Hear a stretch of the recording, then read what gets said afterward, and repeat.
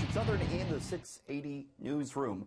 TSX had a fairly decent week. Canada's main stock index reached a 2.5-week high. Price of oil strengthened a little bit. We started to get earnings in out of the big Canadian banks, CIBC, with better than expected results.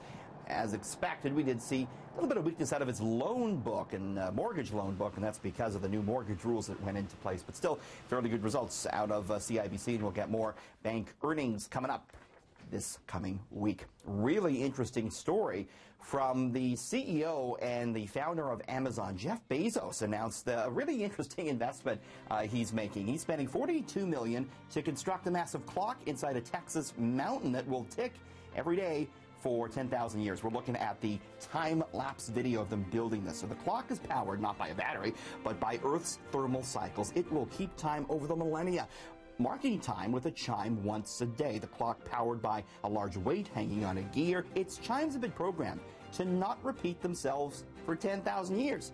So each time a chime rings every day at noon, the melody has never been heard before. When it's finished, visitors can go down and check it out.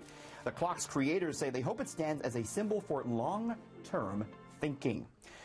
New study out looking at exactly what salary we need to make to be happy. And I know money maybe can't buy happiness, but Purdue University finds the average salary one needs to make to achieve the most personal satisfaction is $105,000 a year. It found that as you make more than that, happiness actually tends to decrease. Average salary to achieve personal well-being, to stay afloat and pay the bills, $60 to $75K, they say. Of course, the average Canadian making less than this, $51,000 per year. Interesting story out of Japan. A company there planning to build a 70-story skyscraper in Tokyo. That's not so unusual. What is the fact that this will be built almost entirely out of wood. Now look at these artist renderings here. The company says the 350-meter tall building will be made 90% out of wood. It would be bigger than any skyscraper here in Canada. The cost pegged at $5.6 billion, about twice the cost of a conventional skyscraper of the same size. New types of ultra-strong timber are driving the trend towards more wood buildings. Interesting fact, currently the tallest wooden building is right here in Canada. It's in Vancouver, an 18-story building at the University of British Columbia. A lot of the foods we enjoy here at home, you may be surprised to find out, are actually banned in other places around the world. We were talking about this past week. Kinder Eggs, for example, banned in the U.S. They're considered a choking hazard there. They contain a tiny object in the middle, that's why. Farm-raised salmon, some of us eat some of that quite a bit here in Canada. Not in New Zealand or Australia, though it's banned there over pollution concerns.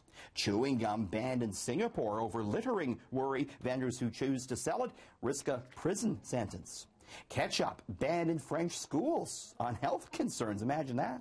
You can't buy M&Ms in Sweden. There's a copyright infringement issue there. A court ruled that the candy's branding is too similar to another chocolate-covered peanut snack. And finally, beluga caviar, if you can't afford it, it costs upwards of $200 per ounce. Even if you can't afford it, can't buy it in the U.S. It's banned in America. The beluga sturgeon, a critically endangered fish.